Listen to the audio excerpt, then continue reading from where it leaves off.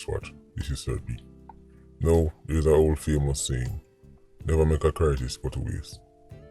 I'm going to talk about some lessons the Jamaican people can take from what's going on in Ukraine. Before I go any further, I don't want, Mr. Put it out there from now, I don't want any updates and the messages and the videos from what going on in Ukraine. I know where to go if I want to get that. Right? This platform is not about nothing what going on in a foreign country. Right?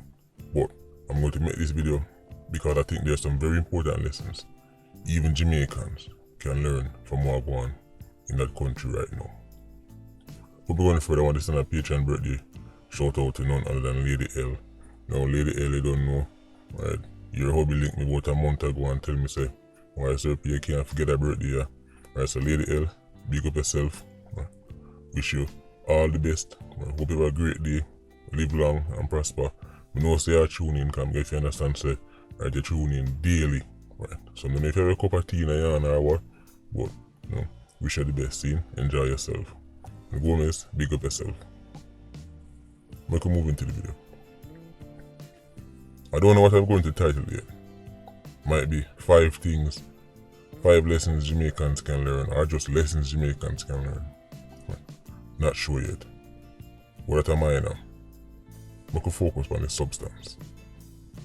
I can start list off some things, and some of them might roll into each other, so I don't know if bother put a number upon it. But I can start.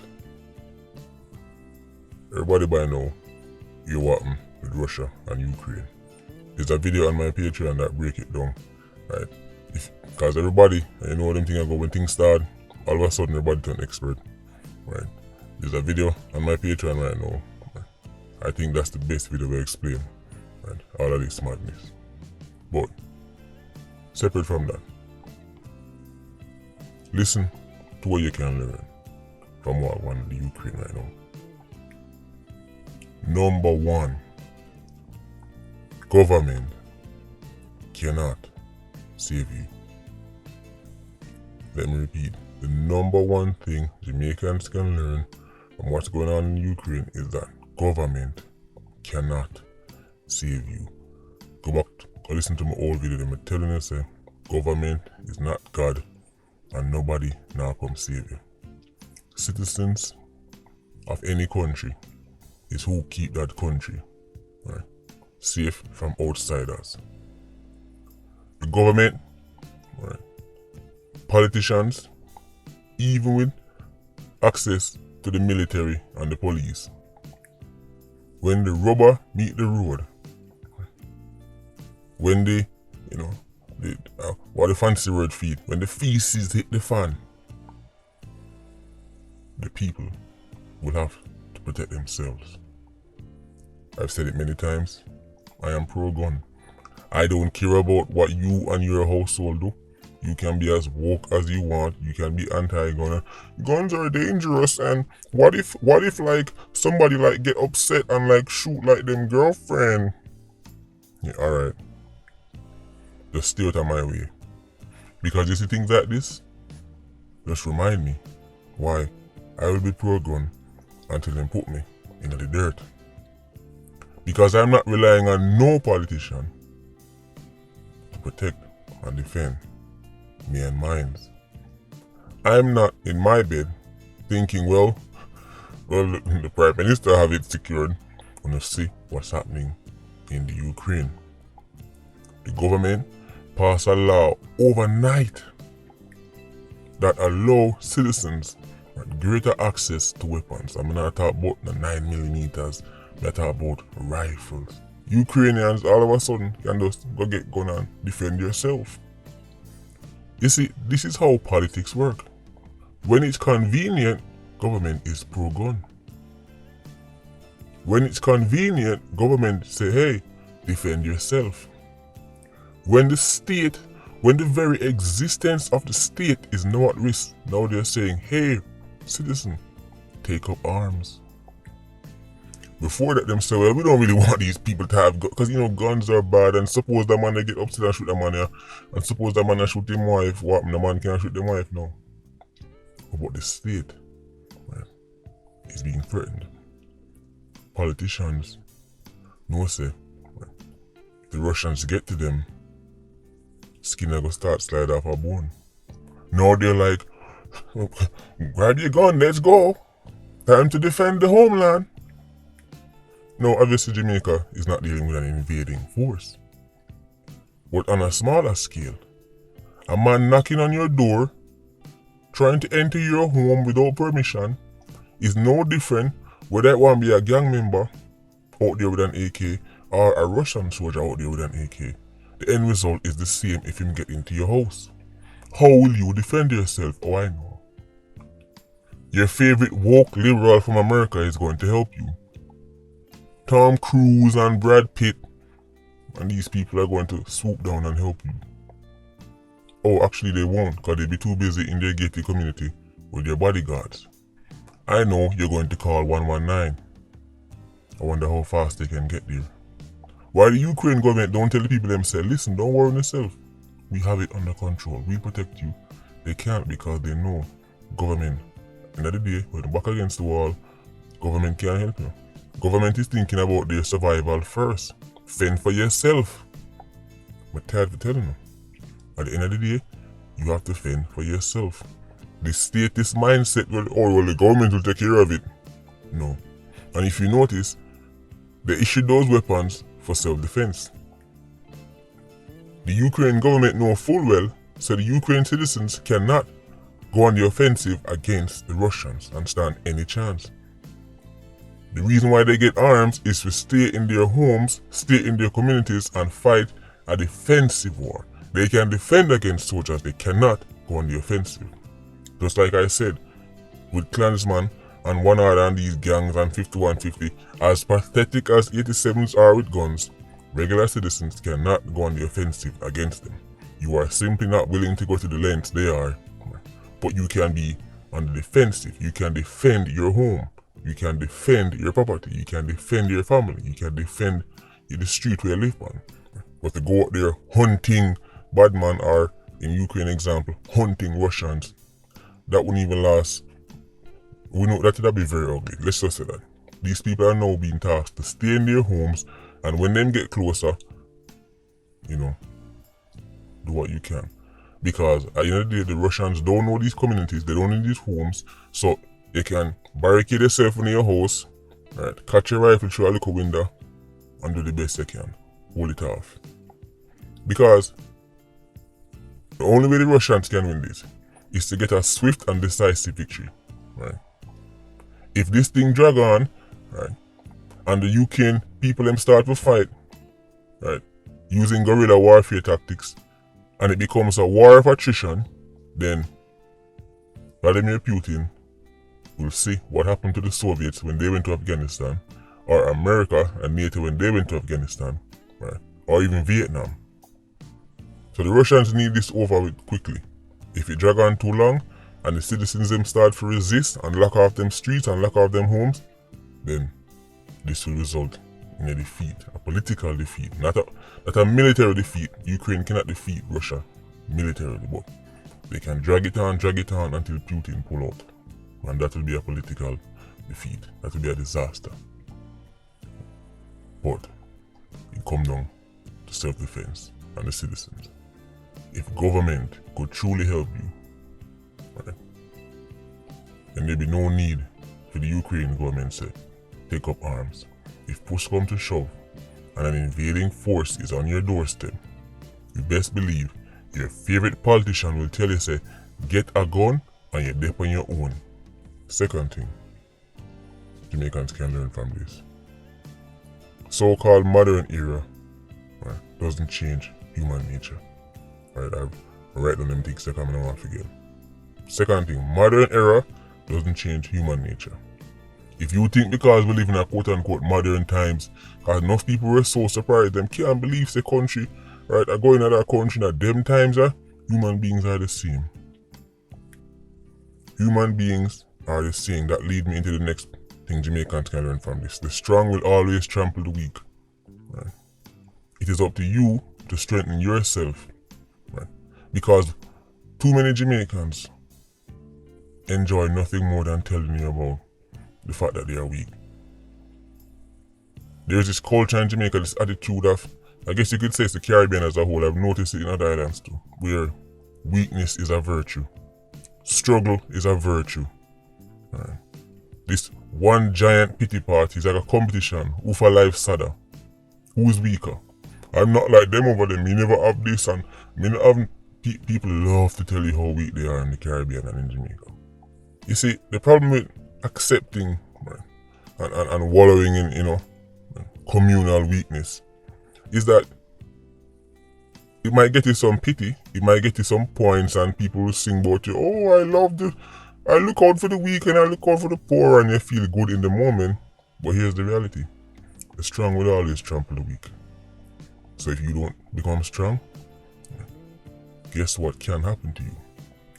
You are at the mercy of bigger countries, bigger groups, whoever. Because if they decide they want this from you, if they decide you shouldn't have this, then they're coming. And them type of people don't care about your sad story. They don't care about what you've been through. They don't care about your struggle. They're going to crush you like a roach. Struggle is not a virtue. Weakness is not a virtue. The never-ending competition for who have the saddest story. Go and rely upon it. You're going to see that nature can be ugly. As modern as humans want to be, nature is an ugly place. This is why strong countries screw over weak countries. And remember, a weak country is not dependent on the population. There are small countries that are strong. So don't think in your mind, say, oh well, countries like Jamaica are small, so we're automatically weak. That's not true. There are many small countries that are very strong, and nobody can push them over. Modern era doesn't change human nature. But the Jamaicans think they are safe and sound because we're Jamaica, we're not in nobody. Alright? That can change very quickly. When I'm telling you, say, when me and certain groups start talk reckless, and start with something like the country get destabilized, this is how these things happen. Go check the history. One group say, you know what, we're different from you. And next country say, yeah man, that's true, see some money and start fund that group, start arm that group, and next thing you know, country start to tear inside out. Next thing you hear, the country say, well, this group say they're different from you, and you know what, we're going to have to now step in and help that group. Geopolitics can get very ugly, very quick. Next thing we want Jamaican people to realize, we can learn this lesson from what going on in Ukraine. And this one will probably upset some people, but I have to talk about it. I've said worse. After they mentioned say civilians can pick up weapons and all these things, the law changed fast overnight. And by the way, let me just say this. Why would they change that law after Russia invaded? You see how mad people in here. That should have changed long time. This conflict between Ukraine and Russia is not new. Right? This phase started from about 2013, 2014. But Russia and Ukraine have their problems gone back literally centuries. As I said, the video on Patreon explain it well. Literally centuries. Right? But this phase is from about 2013, 2014. And then wait till Russia invade to go change law. So people are going to suddenly become riflemen overnight. Them should bring that in a long time and people are prepared. But that's another argument. Now, here's the part of me say I go upset some people. I realized them come out and say new law drop, men between the ages of 18 and 60 can't leave the country. Here's the part where I go upset now. Women pick and choose when they want to be strong and equal. What I mean by that? When it come out say, men 18 to 60 can't leave the country. Do you know what we never hear? Extend it to women 18 to 60. Nobody said that. When I realize it, where are the feminist groups them? Where are the equality groups them? They should be demanding that women 18 to 60 can't leave the country either. They should be saying, Ukraine, men and women are equal. The women are just as strong and equal as the men. Same treatment, right? Ladies, you want same treatment? Russia is invading, so guess what? Women and men 18 to 60 can't leave the country. No, only men. You don't see anybody asking for equal treatment, no. Ukraine women should be saying, no. Make the law so that we can't left neither. Instead, they're saying, thank you very much. See you later, suckers. See you later, men. You can't leave, but we can. What happened to all that equality? Here's what Jamaican people can learn from this, especially Jamaican men. When back against wall, all that strong talk gone out the window. If an invading force hit the shores tomorrow morning, understand? All that goes out the window, and only a tiny minority will be willing to actually fight. It will be the men who have to go forward and defend the nation. But here, listen to me again. Nothing wrong with that. In my opinion, that's how it will go. I'm just laughing because them claim said strong and independent and can do everything and you want equal treatment. But I know that's a farce, that's a gimmick. We know you're not about that life. Ladies, let's be honest. Majority of you are not about that life. You don't want that smoke. You don't want that smoke with Russia. You don't want that smoke with an invading force. Can we be honest? When armies are invading, you want to be right at a safe distance with the children, right, wishing for the best. Can we be honest? Nobody now fight for equality in Ukraine now. Or the man them figure dead. But as I said, that's in my opinion, that's how it should be. But I have to just laugh at the whole equality thing because there's nobody I defend, make it for men and women. This is why I tell the man them say, stop wallowing in self-pity. Nobody's coming to save you. Men have to defend the nation. Men have to die defending the nation. I just have to bring it up because that really stood out to me. Men 18 to 60 can't leave the country. Just men. Nobody know I'm equal again. But understand, if you're born with the seed bag, that's how the thing go. Many of your favorite strong women fight for everything for equal except when it comes down to time for dead. The grimy stuff, a man have to go do it. And a man should do it. But I just want Jamaican man to understand it. Just like in Ukraine, right, the same thing would have happened in Jamaica, same thing would have happened in America, anywhere in the world. All that tough talking, equal treatment, when time the law passed say only man 18 to 60 right, can't leave the country, none of your favorite strong women are going to be fighting to say change the law so that women can't leave either. They are going to say thank you very much government, book them ticket and I'm cut. So I stay behind, try to play a supporting role, but rifleman versus rifleman is exactly that. Rifleman versus rifleman. And nothing wrong with that. I don't actually want, I wouldn't want no woman of mine, no woman in my family, right, if you lead out on the front line, if you go fight in a war. It's alright, stay behind, look after the youth them. Me go dead. Me go fight and dead, look after the youth them. That's how me see it. I'm just laughing at the farce that the various movements have been telling us that women are about that life and they are not. They're not. The vast majority are not. And they shouldn't be. If me and you are fight, we'll look after pitting them. Anyway. Just want to understand, say war is ugly. War is very ugly. Politicians start wars and then young men go fight them and dead. Very ugly. Anyway, H&M Squad, big up on yourself. Yeah, you don't know, more life. Ultra Squad, stay circling. Bless.